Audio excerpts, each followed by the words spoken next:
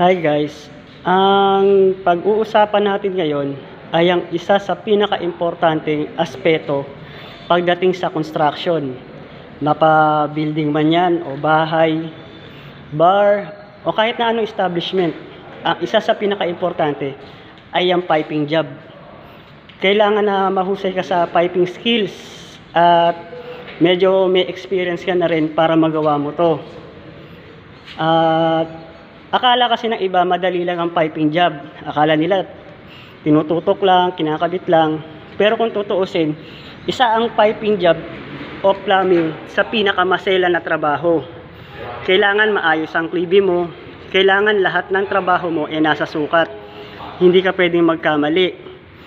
Kailangan niya nasa ayos. Lahat ng fittings, lahat ng klibi na gagawin mo, hindi pwedeng magkamali at baka magkaroon ka ng backflow o magkaroon ng leak.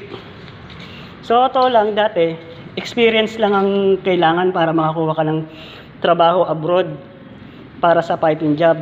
Pero ngayon, kailangan mo na ng national certificate o NC1 yata o NC2 para makapagtrabaho ka abroad para sa plumbing. Kaya mas maganda kung may experience ka na sa mga basic piping skills. In demand abroad ngayon to. Balita ko lalo na sa Japan.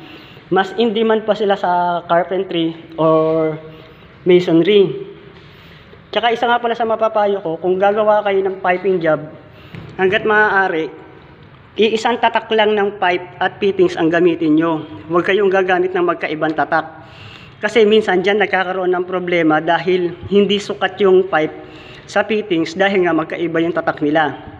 Yun lang naman yung isa sa mga masasuggest ko.